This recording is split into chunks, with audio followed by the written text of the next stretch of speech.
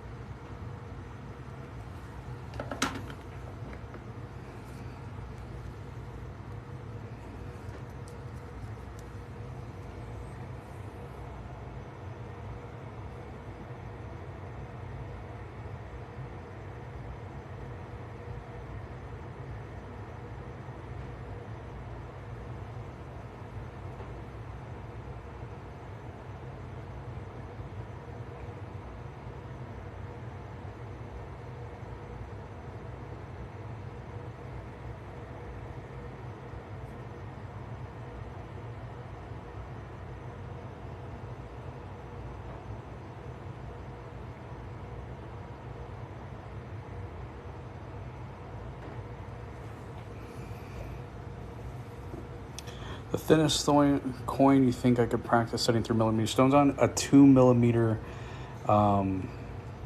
band. So any coin that is 2mm.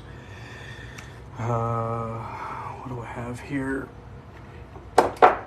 Okay, let's check a $50. You might be able to do it on a $50.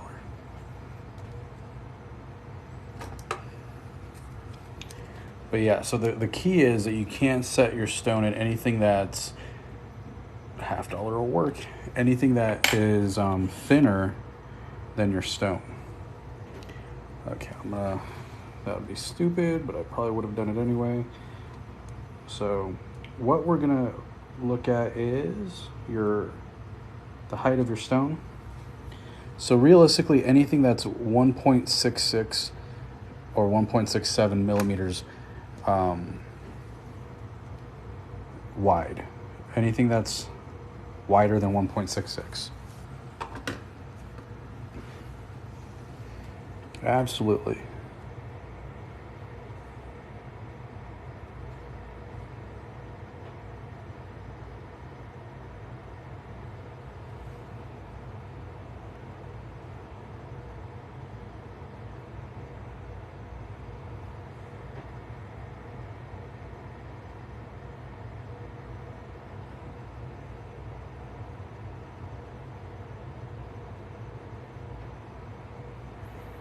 All right, so I've got my beads raised. Let me show you guys what that looks like.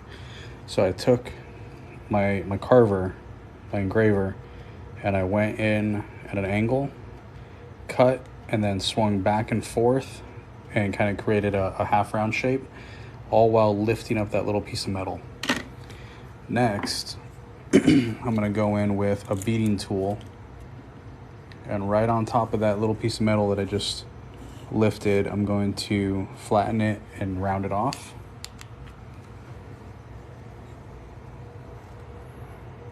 I gotta make sure I find the right size though, because sometimes I'll pick up a bigger size than I need, and then it doesn't really do what you want to do.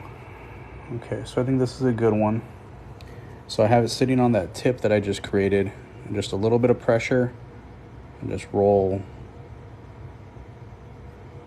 around like that. Under magnification, I can see that I need to go a little bit further out.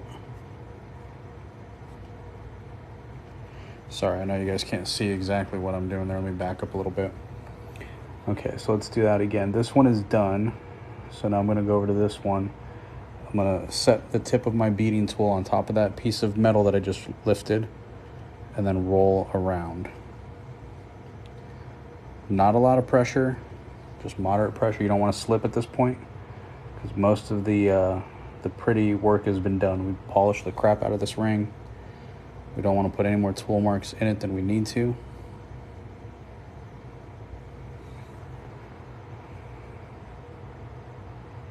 Then every so often you just go back under the microscope and double check. Make sure the shape looks good. You can always go back and recut these points and make them a little prettier if you want to.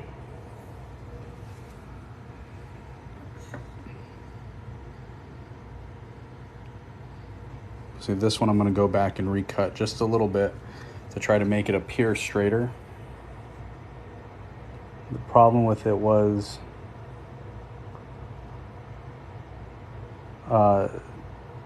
as I was cutting, it was kind of moving around on me.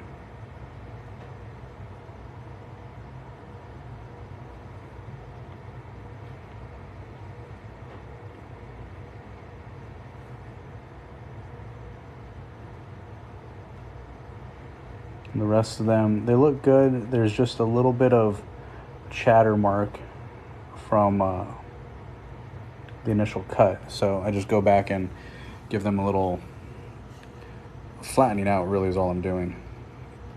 Yeah, I know you can't see. Bummer. Unfortunately, I don't have a mic or a microscope view for you guys, so you'll have to wait until I'm done to see what I'm doing. Okay, so next, so that one's kind of done. We're gonna polish over all of these when they're completed, just to get off any remaining little pieces, any remaining chatter marks. So we're gonna unlock it and then rotate the ring so that way the next slot is up. Just like that. So this is the next one we're gonna work on. And we're gonna do the same thing. We're gonna cut with a 3mm stone setting burr. Stone setting burrs look just like the stone that we're setting. It's going to cut a seat for that stone to sit in. Hey, Mad Dog, how are you doing? All right, just get a little tap, tap, tap, tap, tap. And this we don't need the microscope for, so you guys could probably see this pretty well. This is an infinity ring, that's right. The original prototype here is sold already. It's going to be going home to its new owner.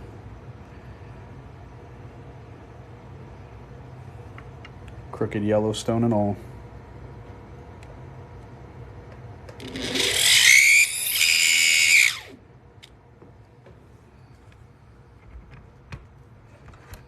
We'll back up a little bit and move the angle so that way you guys can see this go in.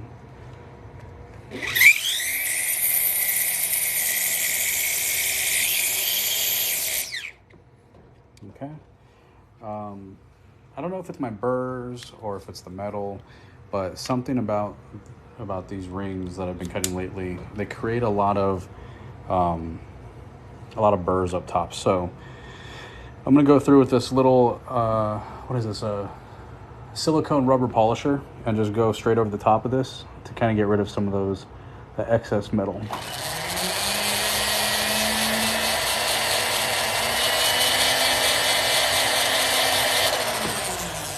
Trying really hard not to hit anything that I did over here, because these rubber polishers are very, it's fine, at least that's what they say, but they take a lot of material off in a small pass.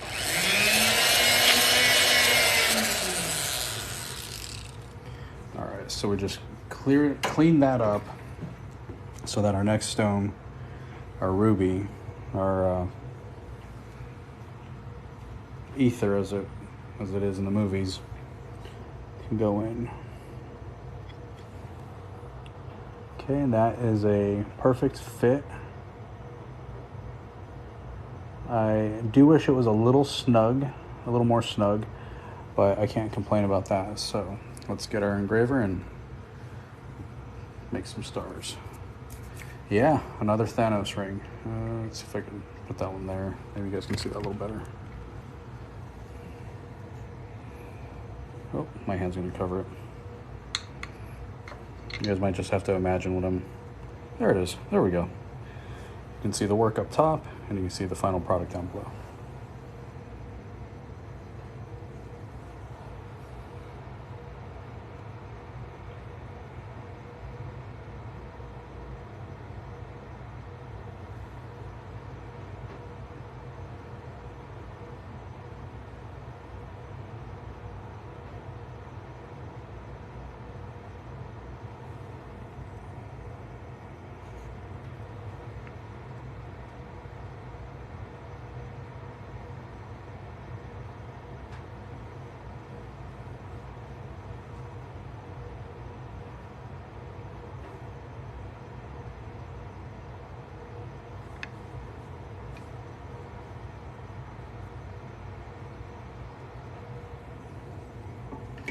Let me try to push this ruby down a little bit. It seems to be popping up a little bit too much. That does tend to happen if it's not a very tight fit. As I'm moving metal, the stone will start to lift up.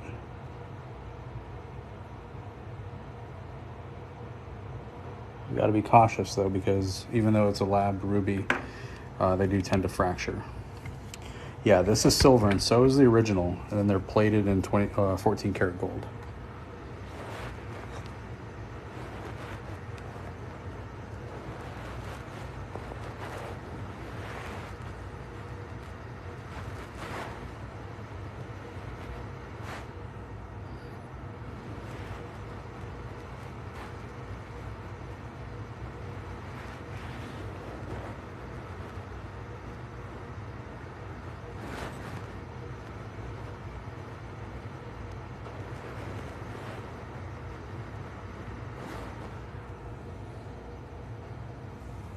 All right, so I've got the beads lifted, but the stone itself is popping up again.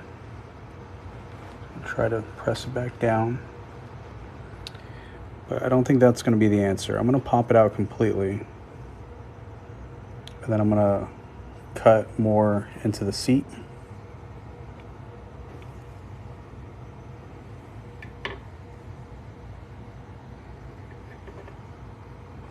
I think that's going to be the better way to do it. You could certainly do one of your rings this way if you like, Anthony.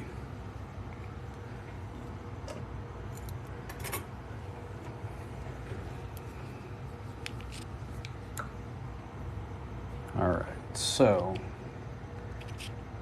I may have to raise the beads again. It's okay.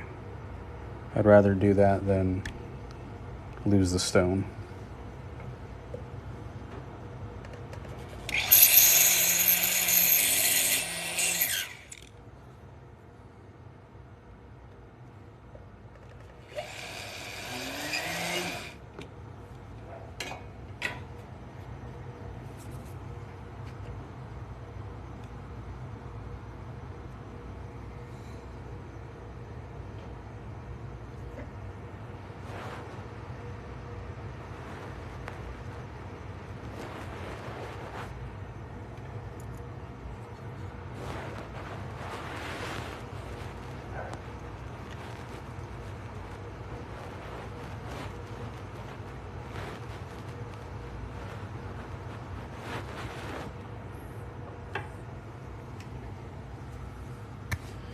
All right, so next, I've still got a couple of the original beads up. I'm gonna try to get them to hold the ruby in place. We're going through and same process, just rolling on top of them. I'm gonna go to this one here. It looks like it's gonna work. We gotta make sure that the metal is going over the lip of the ruby, and it is good.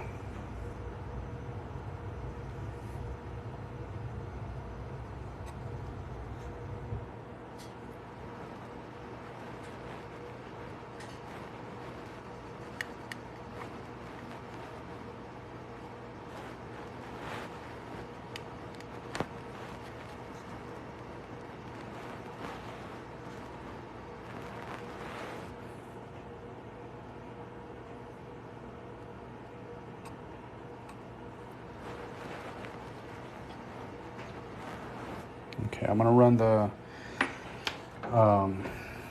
my polisher buffing wheel over it real quick, because I want to see what the tool marks are gonna look like.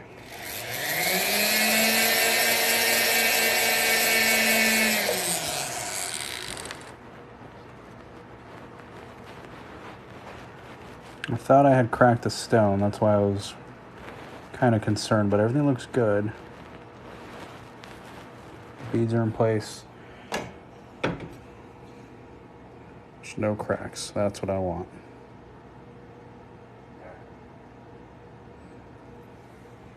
Yeah, mail is weird today also. I'm expecting like 5 or 6 coins to come in, and I didn't get anything. Got a bunch of junk mail.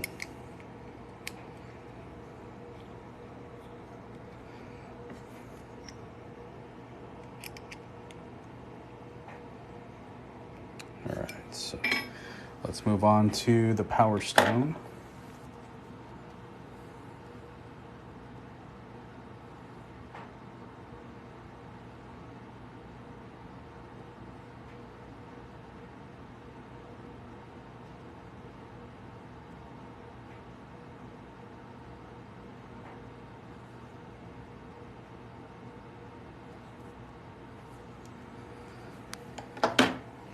All right. So I've been saying that the first one got sold. Just got payment for it. So officially it's now sold.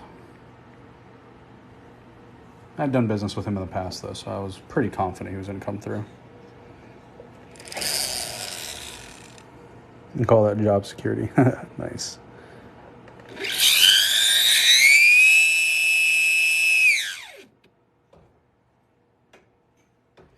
All right, so cut our seat. I'm going to get rid of the excess metal that I just created.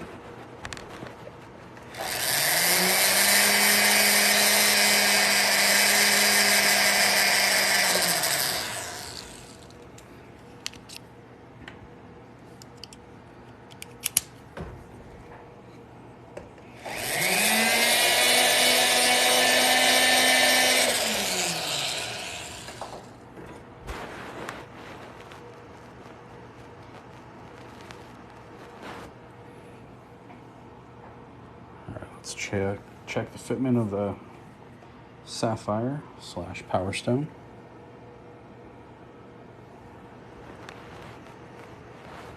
A little snug. So we're going to go back in with that bit one more time.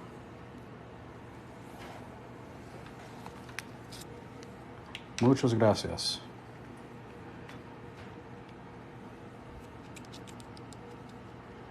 That ring size, yeah. Yep, I bet it did.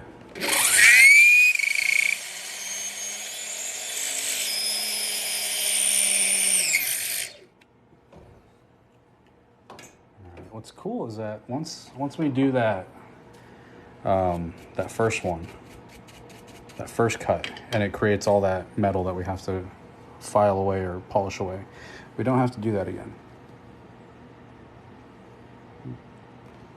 It would kind of be a pain to have to do that every single time.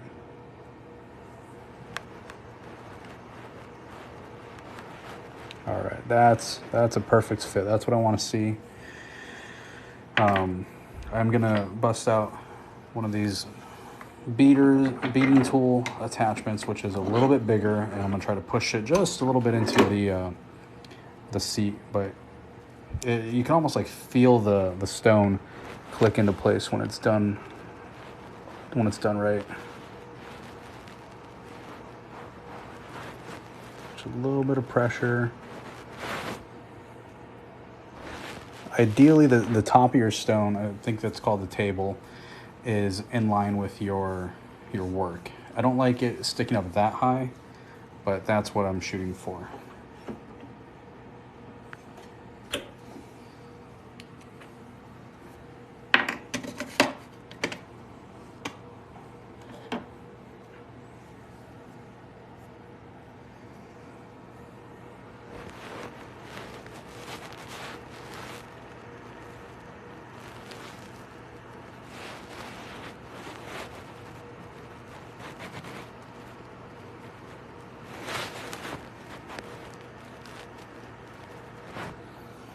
Okay, sometimes we got to go back in and kind of poke at it, and that's what's going to happen now. The Sapphire, just like the Ruby, is starting to move a little bit. And so I'm going to go over here to the back where it's lifting up more than anywhere else and kind of give it a push.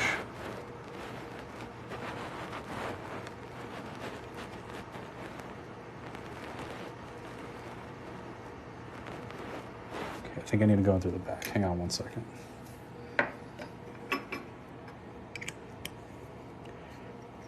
Because right now the Sapphire is a little bit crooked, and it doesn't have to be. We're not to the point of no return, so I'm going to push it out just a little bit.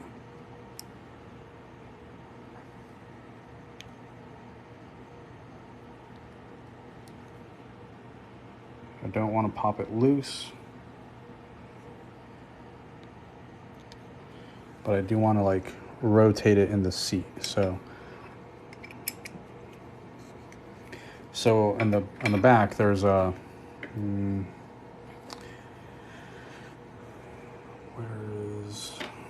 here we go. So the Sapphire was like this, crooked in the seat. So I have a hole in the back of each stone, and so I went in and I just kind of tilted it this way. And hopefully that was enough. I'm going to go back under the microscope and double check. It actually did the opposite of what I wanted. It's even more at an angle now, so let's try that again. Unfortunately, I have to do this process off camera because I really can't see what's happening to the stone. Okay, that looks more correct. So let's try giving a little push here. Excellent. So now it's in there seated flush. It's not leaning to more to one direction than another. So we go back into the original bead that I cut. I'm going to raise it just a little bit more because one of the issues I had initially was that it was too crooked to raise that bead. I had to stop before I got to that point.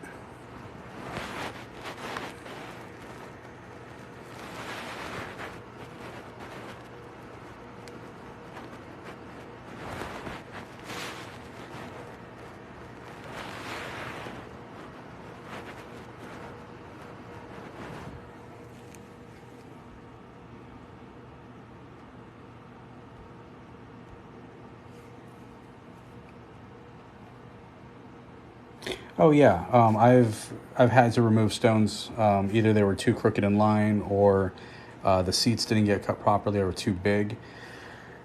Typically, if the seat is too big, I try to swap it out with a stone of a different size that'll fit. But on a ring like this, where I have 6 stones, if they're even slightly off, it's noticeable. On this one here, unfortunately, I had that yellow stone just to the right and just a little bit up. I could have hid that a little bit better by cutting bigger star points, but it still would have been noticeable. So with this one, luckily it was a prototype. I just wanted to get it done, proof of concept type thing. And the buyer that I found for it loves it as is and is cool with it, so great. But in the case that it just didn't meet the expectations, all you do is push the beads away from the stone in that direction, and then pop the stone out from the back with this little point. And then once that's done, you just melt the silver down and try again. Okay, so I'm going to start with this one here. I'm seated right on top of, I don't know if I could zoom in anymore, and maybe that'll be okay. Let's try that. Let me know if this is too close and if the picture's too grainy. So anyway, just rotate, rotate, rotate. And we go from a sharp, jagged point to a little round bead. Do the same on this next one.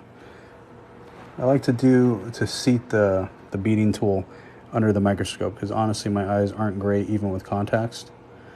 So I want to make sure that I'm in the right spot because you can bead on anything. Like I could be over here on this flat spot, do that motion, and I'll create a bead. And so I want to be, that one needs a little bit bigger of a bead. So I want to be on the right spot.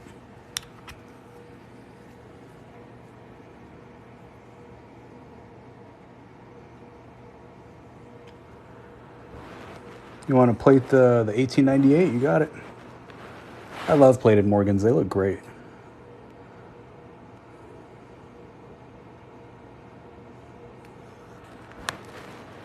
Excellent. I think I'm going to stick with this bead size for the rest of them too.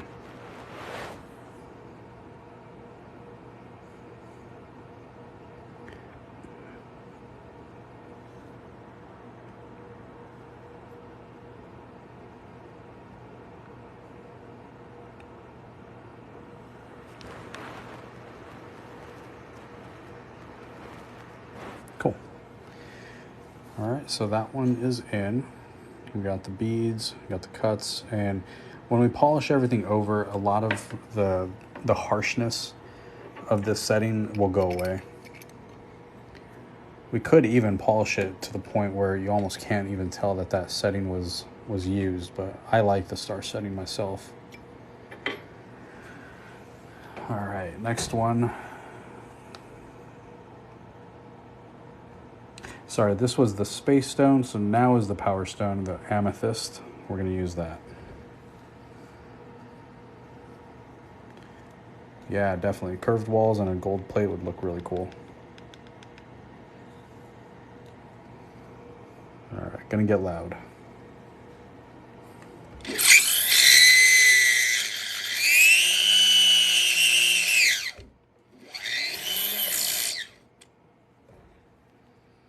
All right, so we took our round spot that we drilled out, and we created a nice little seat for our stone. We're gonna take our silicone rubber polisher and then just go right over the top there.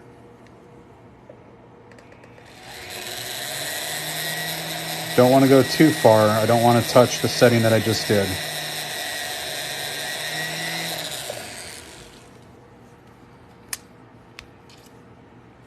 And then just our basic little buffing wheel.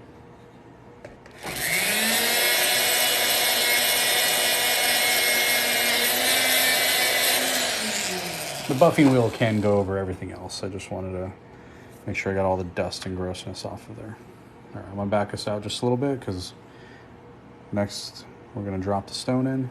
I need this to be up like that.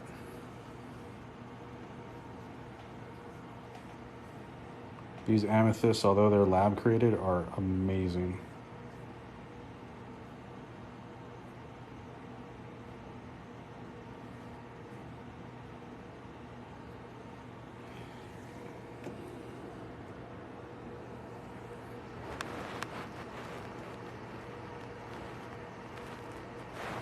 All right, I think that's a little too tight of a fit. I want to give it a little bit of room to drop down into the seat. So I'm gonna try to pull that out. Actually, you know what? No. I was gonna try to press it in a little bit, but I don't want this to shatter, so. I'll grab my little tool here and we'll just give it a little push.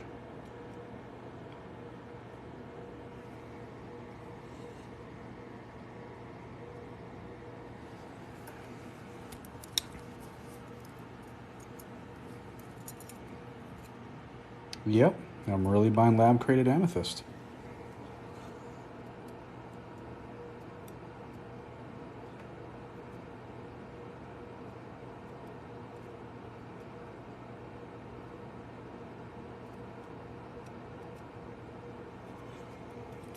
Okay, let me go flip this out now that it's loose.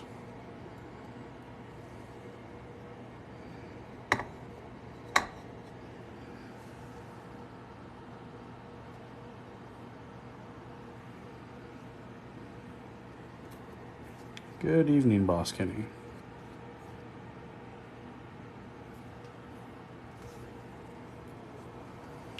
All right, so let's cut that seat just a little bit deeper.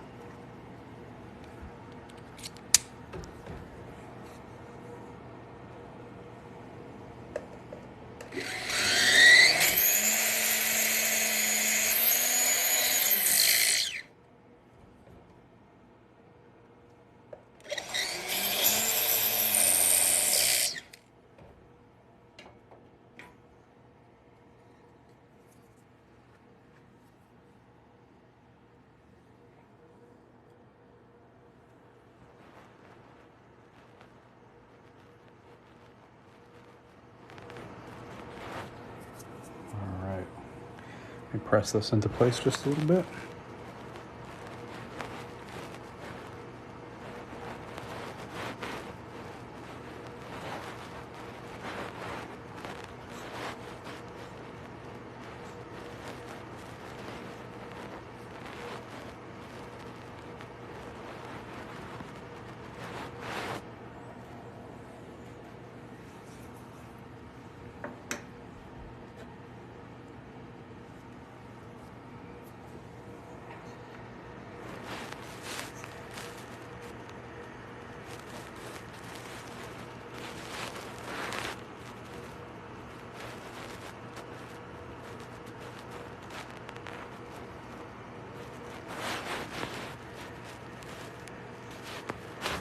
You all see that okay? Yeah.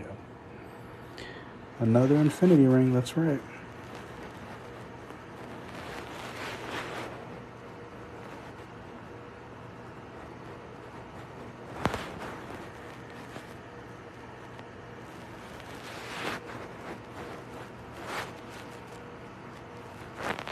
All right, now this star point I cut a little bit too shallow. So I'm gonna go back just about 0.5 millimeter and cut one more time. And then that extra little piece of silver that I just shaved off will just come off here in a minute.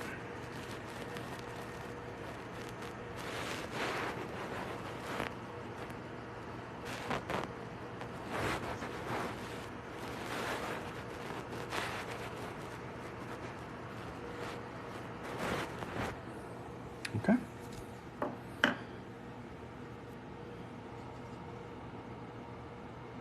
Oh, well, you'll get to see the plating process here in a few minutes. Pretty easy, pretty simple. It's a BB metal. This is silver. It's the only metal that we're working with right now. No, the setting, so the ring is the ring once the stones start to be set. There's no resizing these rings. They really should be made to order. So I just make them in my size in case I don't get that order.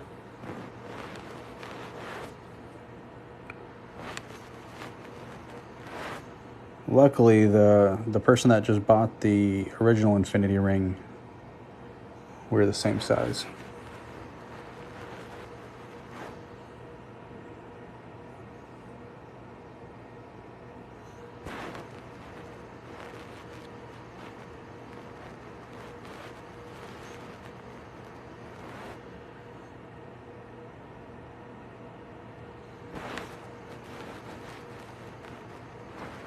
Okay, everything looks good. Let's move on to the next one.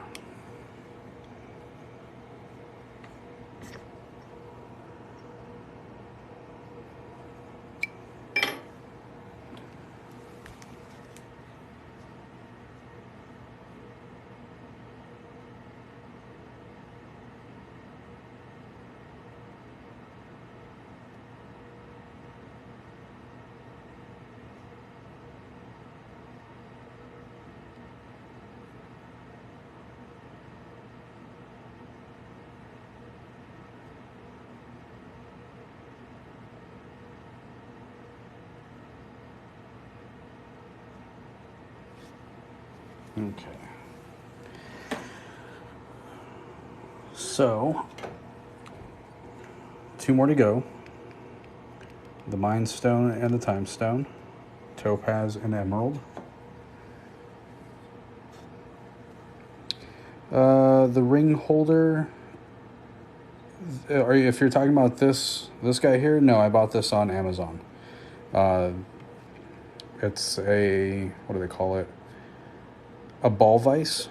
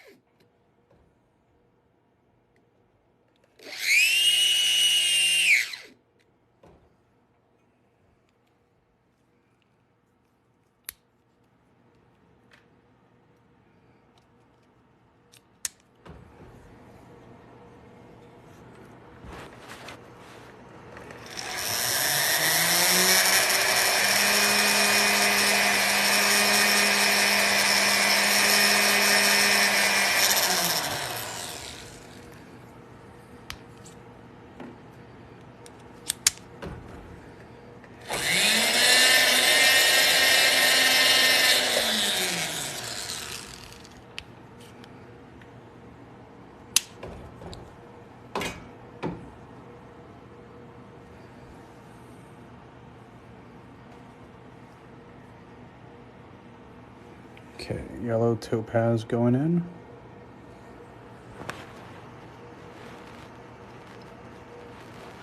Nope, it's too big. If I recall correctly, the yellow topaz might have been the biggest of the stones at just over 3 millimeters, so I should have wrote that down.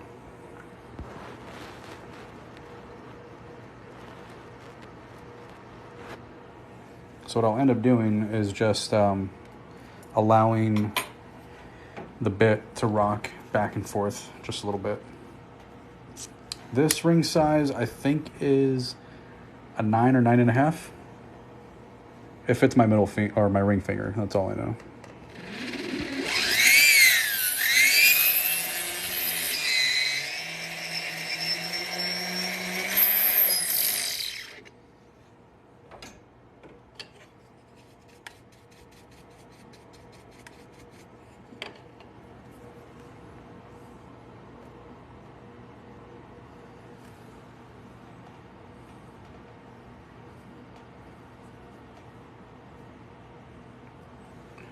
But yeah, if you are interested in one of these rings, I highly recommend giving me your ring size and letting me make it custom for you from scratch.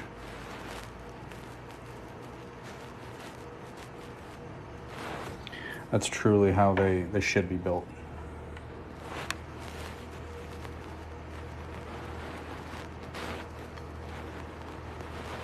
To me, it's like buying somebody else's race car.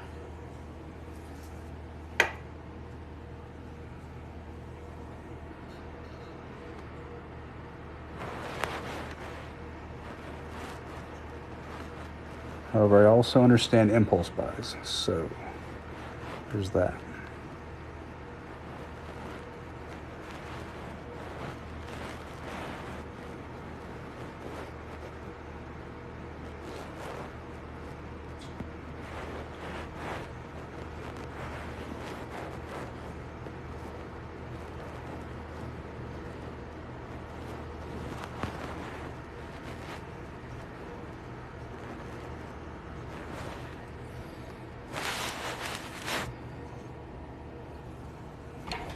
It's true, you can watch me make it.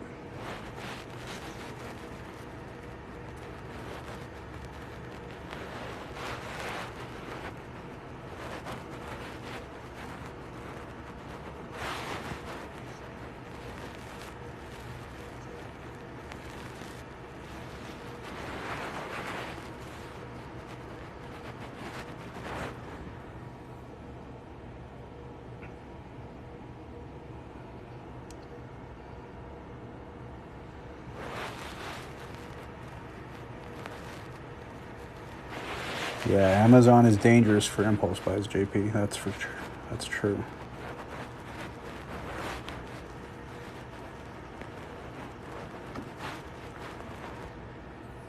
All right, we got our points cut, our beads raised.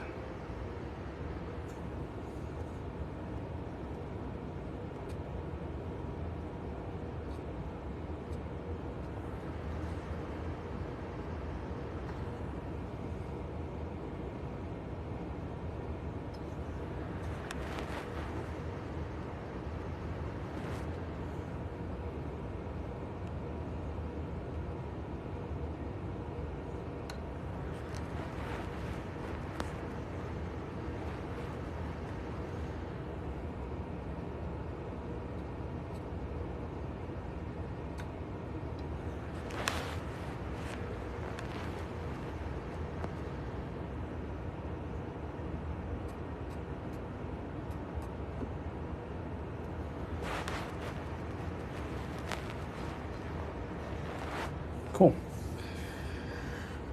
Next, the time stone.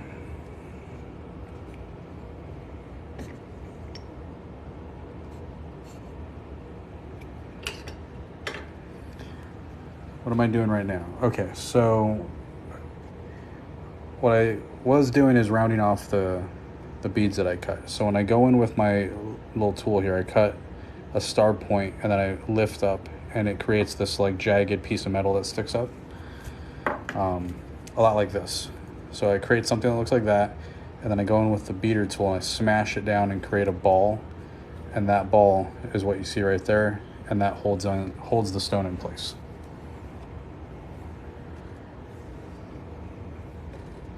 And so next we're gonna cut the final seat, which is just a matter of taking this drill bit that's in the shape of the stone that I'm gonna be putting in there and just pushing straight down.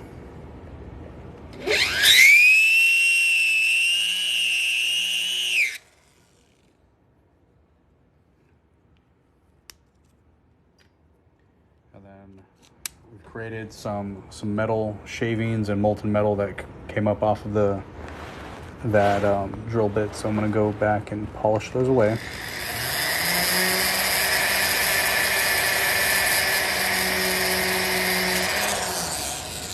And then go through with a buffing wheel and some compound and get rid of that haze that I just created.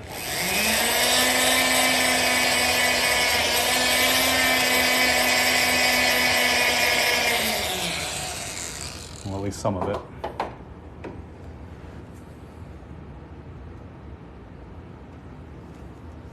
Oh, sweet. Thank you, Jared. You have no idea how excited I am for that. So for those of you who aren't familiar, so Rio Grande carries benches, jeweler's benches that are cheaper than anywhere I've found them, and from the reviews are much, much, much better than what you can get on places like Amazon. So they've been out of stock for a while. Jared's awesome, and hopefully I'll be getting an email about picking up a jeweler's bench. All right, so that one is a little bit big too. So same thing as the topaz. I'm just gonna let the stone setting bit sit in there for a bit. Hey, Bear. For what? For what? The jeweler's bench at Rio. I've been trying to get one for a little bit, and Jared there offered to talk to somebody about it.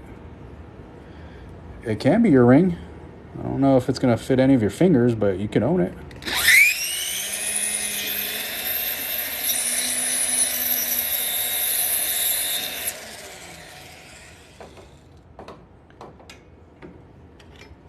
Speaking of Rio, I just picked up a few more chains because I made a couple more pendants. Let me show them off real fast before we set that last one.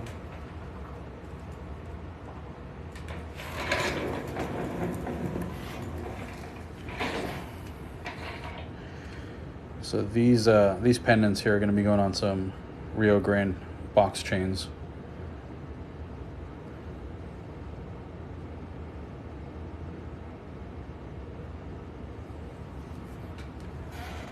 I do measure the gaps between the stones. You missed that part. That was at the beginning of the live.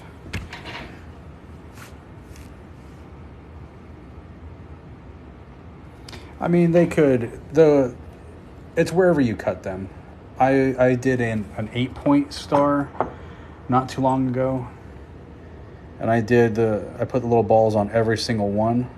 I could have just done 4, but I kind of like the way that looks.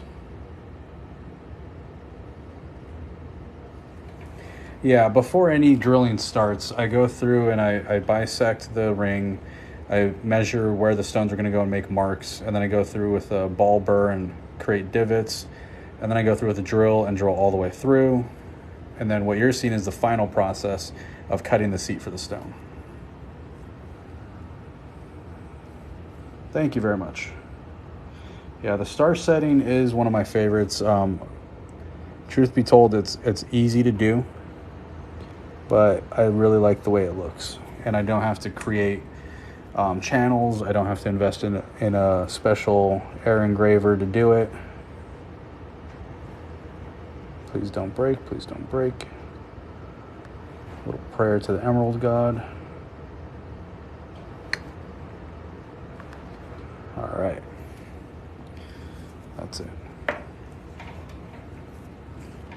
But yeah, you can cut your stars however you like. You can go up and down, left and right. It's a very versatile setting.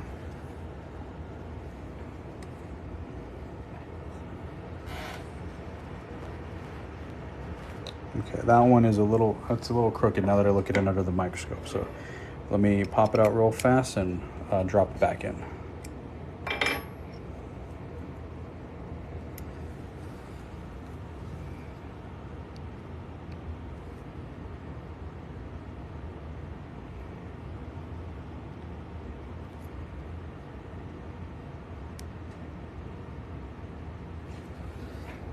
Okay, I think we're ready to go.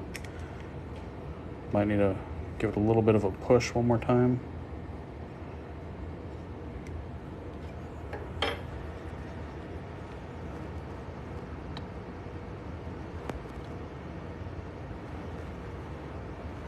So the other thing about rings, because of the curvature, it's thrown me off more than once where I thought that they were crooked and they were actually just, well, there was just that curve, the natural curve of the stone, or of the ring.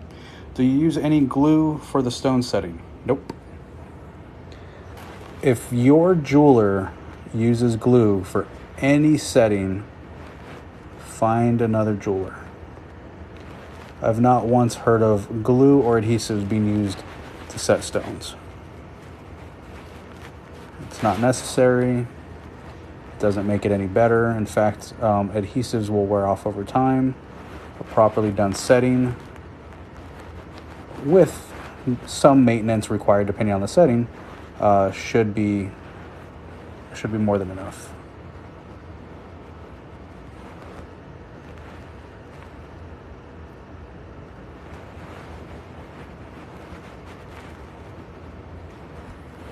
Okay, got our beads raised.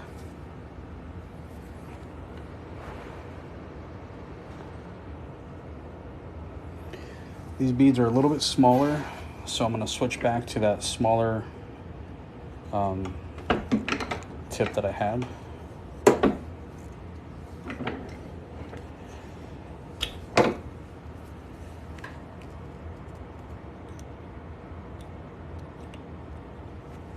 It's just one step down.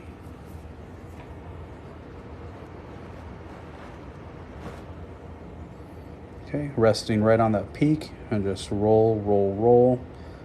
Moderate pressure. Looks good. Didn't crack anything. It's always a bonus. The idea is to roll that bead just a little bit over the edge and create a contact point for your stone.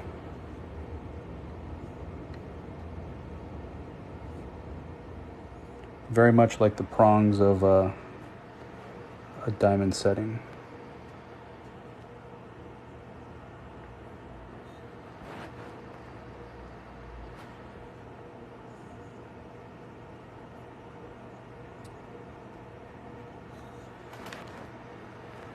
Okay, they look good. Everybody can breathe again.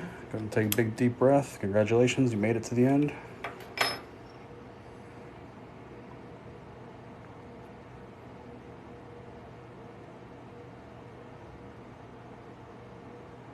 That little citrine is sitting just a little bit to the south. Or is it?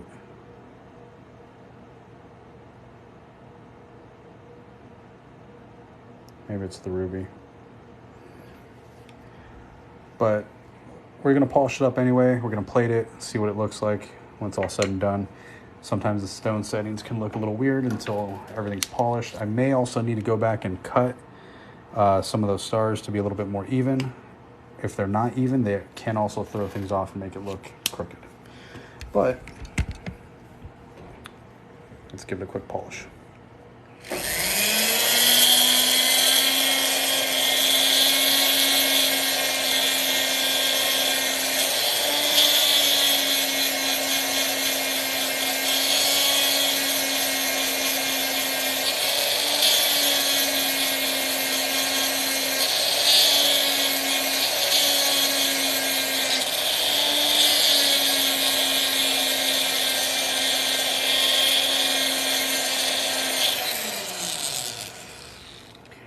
Let me go back under magnification and inspect the settings.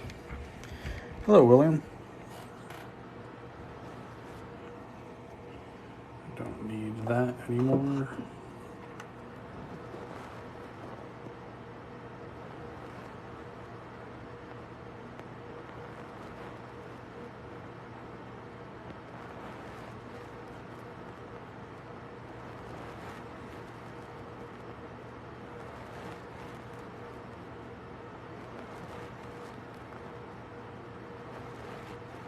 All right, the settings look good. I do want to hit this a couple more times with some polish because there's tool marks and such that need to come off. Really hard to see them, but they'll go away here in a sec.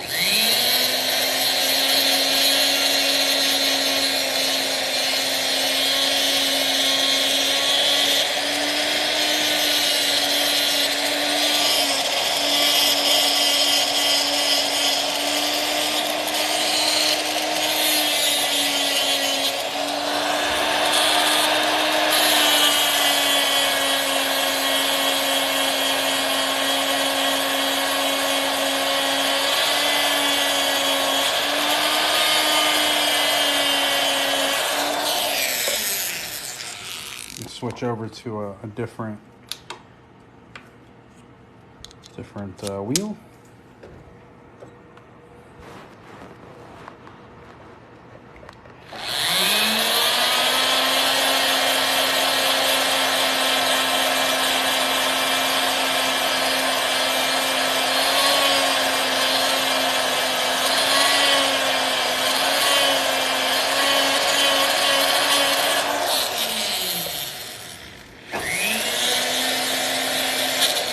Ooh, that's hot. Okay.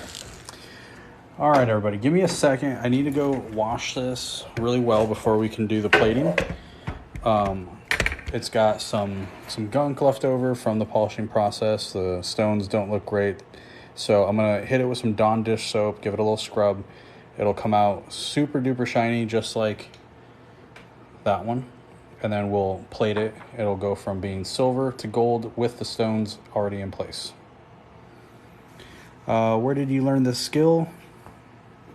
Yeah, a lot of YouTube, to be honest, and then trial and error and reading a lot. Yeah, be right back. Give me 1 sec, everybody.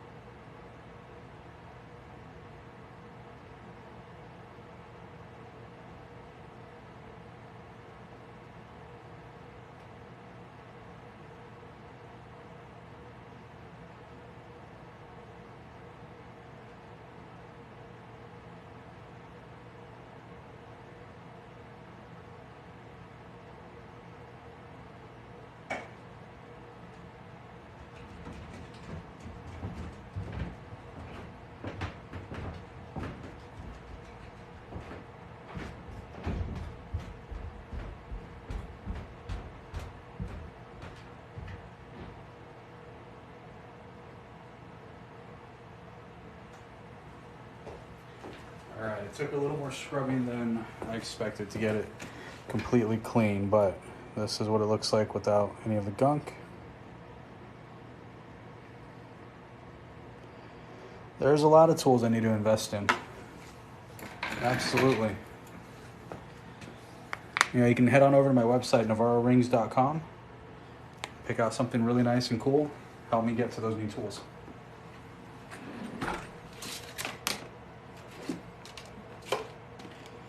All right, let's go ahead and get the plating process started. Well, I guess first we gotta make some room.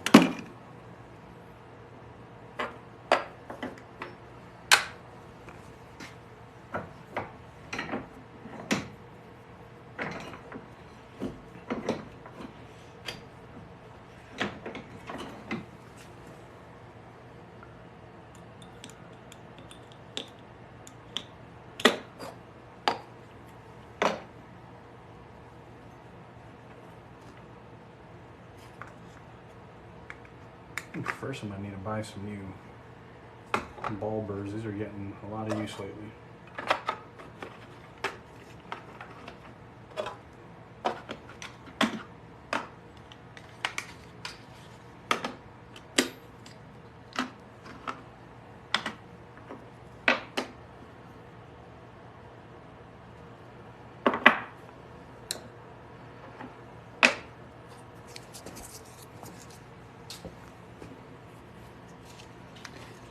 No, I think today we're gonna do 14 karat again.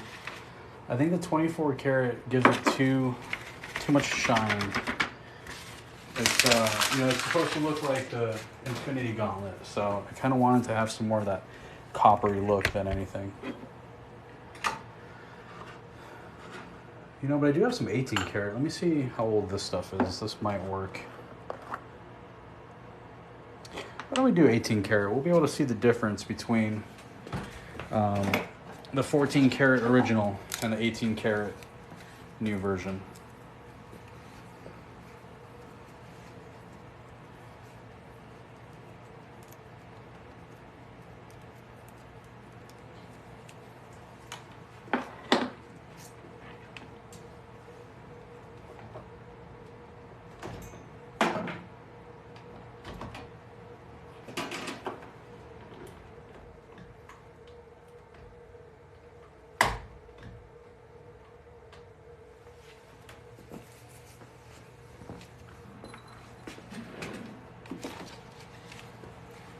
All right, I just want to give this one final little polish with just a jeweler's cloth.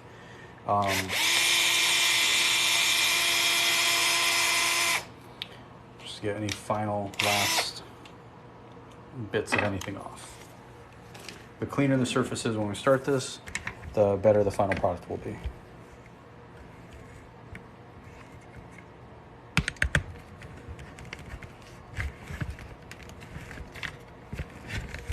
Let me raise you guys up a little bit so you can see the science firsthand.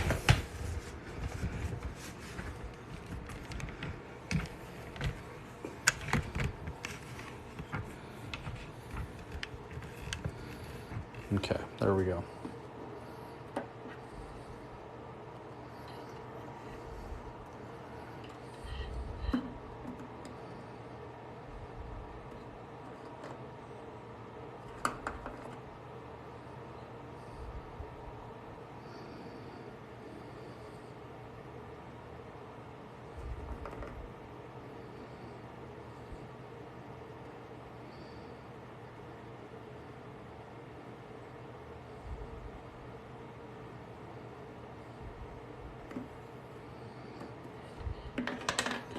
Let me warm up this solution real fast. The plating should be going on much quicker, and I think it's because it's too cold.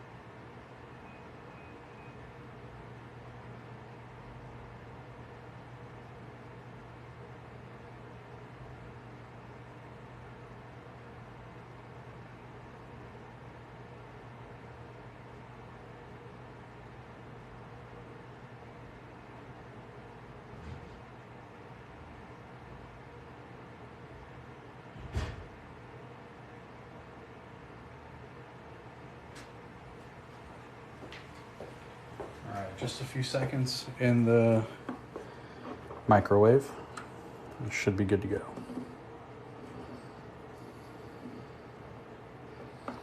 My first custom made ring. I don't think I do. They weren't very good. Most of the first ones got melted down.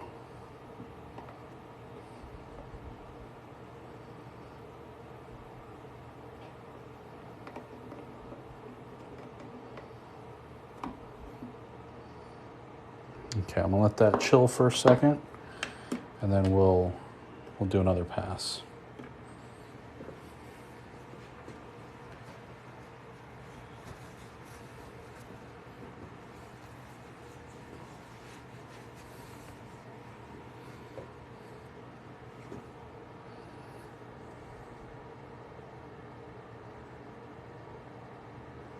So you can see the gold color is starting to take on.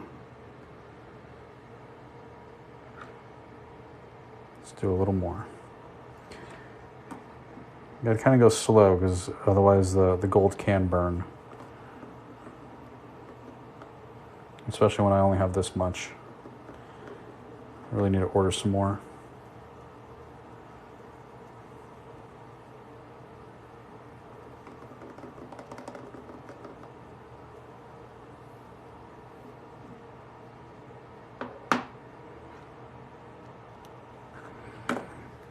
I'll do that about 3 more times. Just let it cool down a little bit.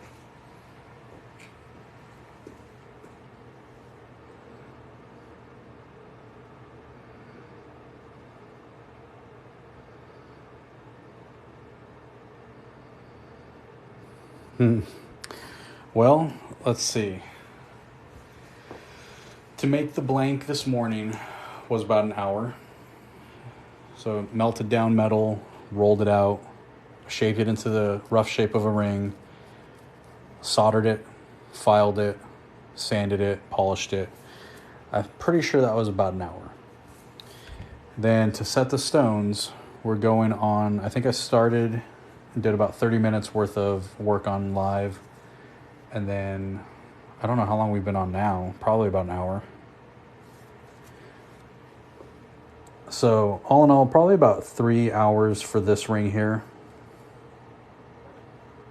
A very basic, simple ring, I mean, you can probably do it in an hour.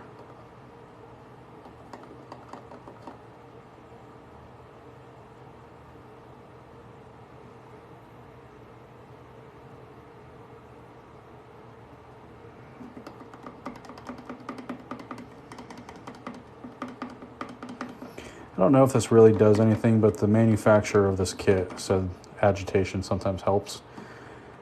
Sometimes I feel silly doing it because I can't see if it's making a difference, but I assume he knows better than I do. All right, we're getting more even color. I kind of like this one better. So this is the 14 karat and this is the 18 karat. The 18 karat has a very distinct copper look to it.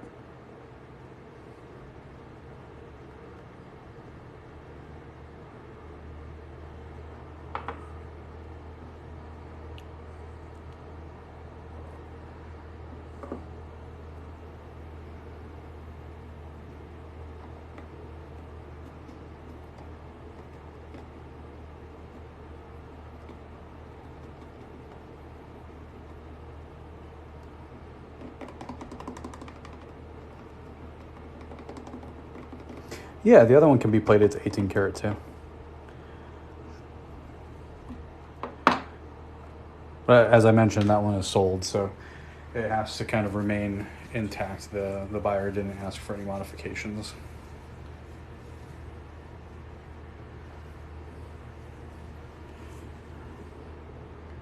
All right, look at that. I'm gonna still do it a couple more times. What I'm gonna do at this point though is give it a polish with a polishing cloth, and that should wear away any weak spots. That'll get taken care of when we continue the plating process.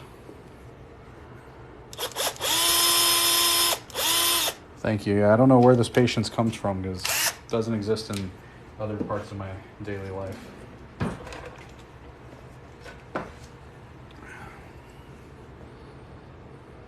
All right, so that did pretty good. I don't really see any, I see a little bit of variation in color, more so on camera than in person. In person, the variation is very, very faint.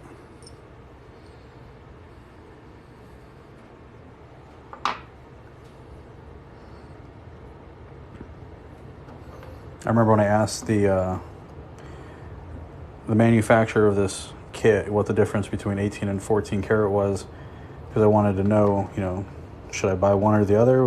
Is one more expensive? Is one better? And he literally just responded with, dude, it's the color.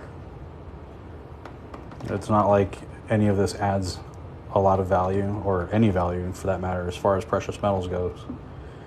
It's just color. What color do you want your piece? All right, let that sit for a little bit.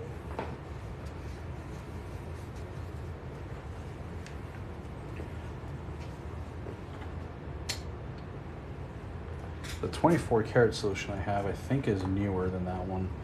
Yeah, and you can see I still have way more of that than anything, or than the 18. I have more 14 karat. I also have rose gold sitting around here too somewhere. Yeah, there it is. Hey, Mad Dog, how are you doing? You're catching the finale here.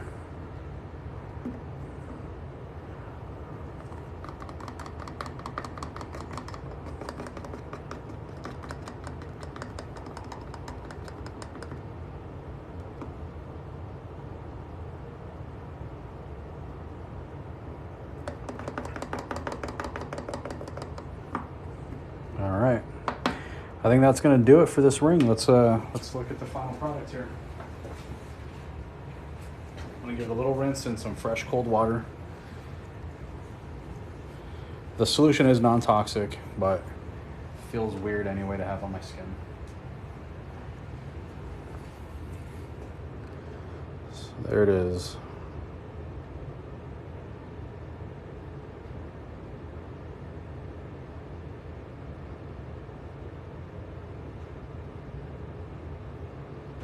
Oh, cool. Good.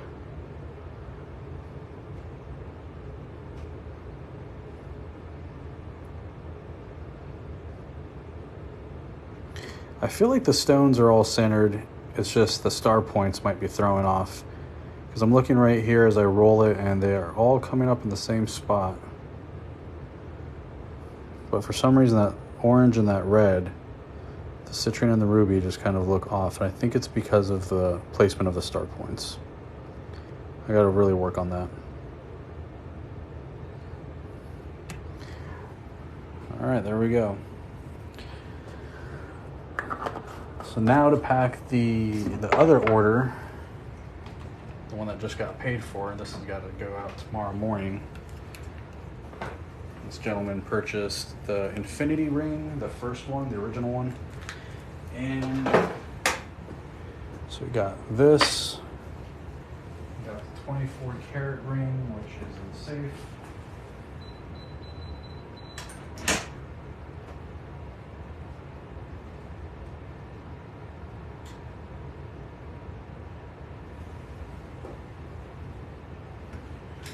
Which was in the safe. It's actually over here. Let's see what else he got.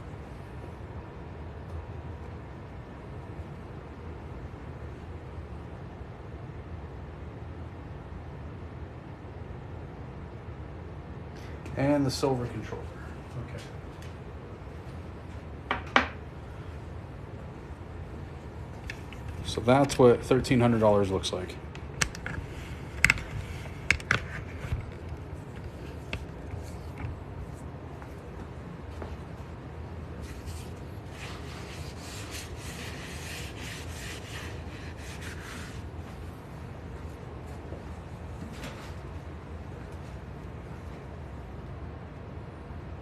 Gonna make sure we don't have to size anything.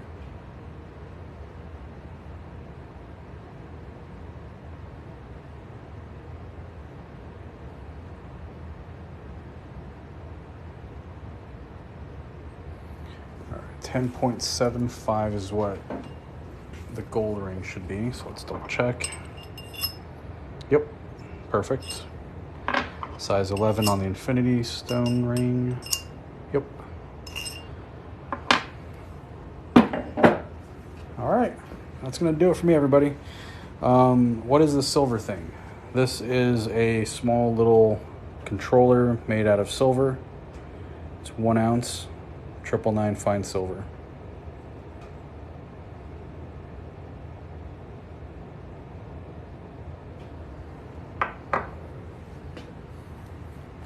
$13.50, maybe Friday. Yeah, you got it. I think it's ready to go. 13.5, there it is. So we got this, and then your pendant. You got them set aside for you, dude.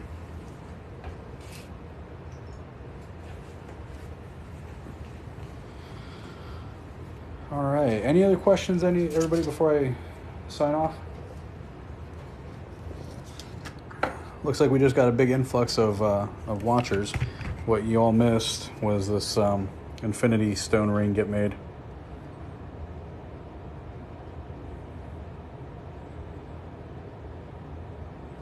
Thank you very much.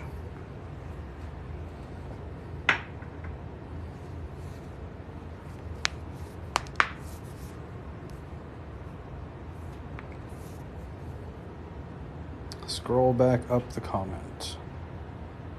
May I ask what you earn doing this? If not, I understand. I earn money. How much you invest for your tools? A lot. I really couldn't put a number on it at this point. Well over $2,000. It's up to you, dude. We can definitely wait for shipping and ship everything together. I just got notification from Rio Grande that the order is shipped, so that should be coming in, like I said, probably early next week.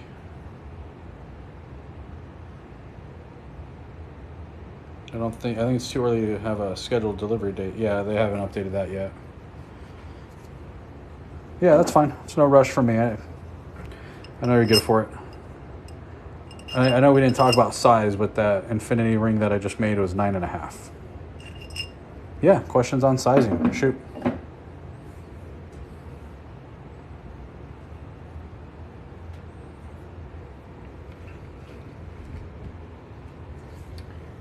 So if your question is how do you size yourself, you order one of these from my website. You put it on your finger, and it tells you what your ring size is. Then you get $10 off of a ring order from my site. So this was essentially free, and you get to keep it forever.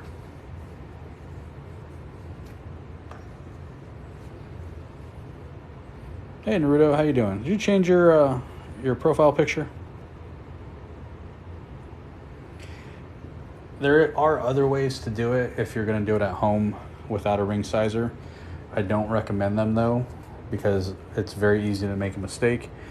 What you would do is take a strip of paper and you wrap it around your finger and you kind of mark where it's at. So that's the mark right there. Then you take a measuring device of some kind. It doesn't have to be calipers, but that's what I have handy. And you go through and you measure how many millimeters it is.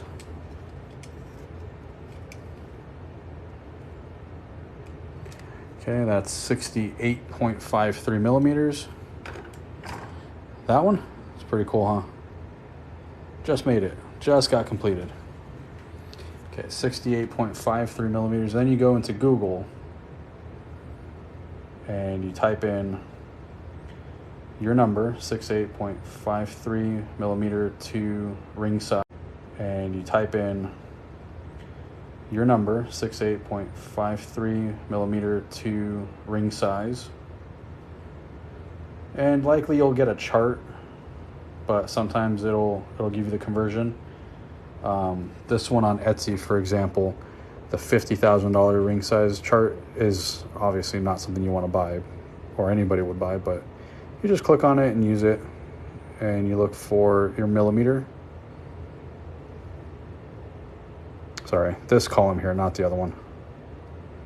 So 68.5, that's the closest one, so 12.5. And so you can kind of see that method's not very great because this is measuring a 10.5, no, an 11. Yep, an 11. And that fits on that finger just fine. A 12.5 would fly off. So even knowing kind of the method myself and how to size rings, that's not the best way to do it.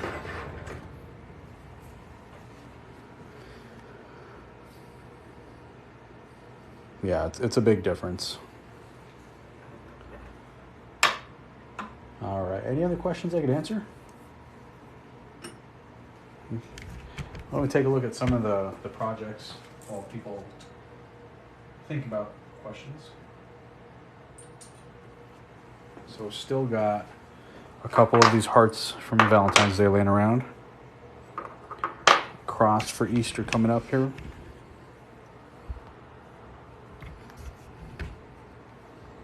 Got a mini Vader. That one's $70, 2 ounces.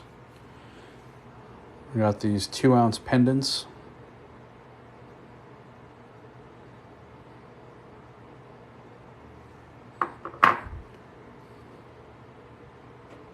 And these are $220 because I have 2 of them and I want to get them moved. They do come with chains for $50 more. The $220 is for them just by themselves. We've got, oh, this one's sold already. Sorry. That's not, you could look at it, but that's not for sale. How many years? About a year and a half.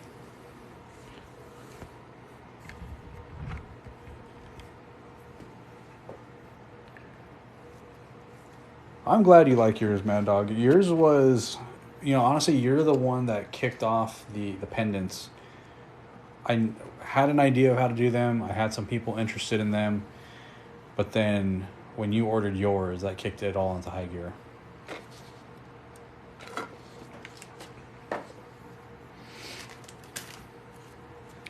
All right, so I'm going to start wrapping up, cleaning things up. We'll be doing more stone setting videos here pretty soon because I need to practice. I love doing it. Single stones are no problem, very easy to do, but these rows of gems are a little tougher. I really want to hone that skill, so you'll see me making more of these. Most likely 1 or 2 more of these Thanos rings, Pride rings. If I get interest in birthstone rings for somebody that has 2-3 kids, that would be cool to do. Just no engraving, I'm not there yet.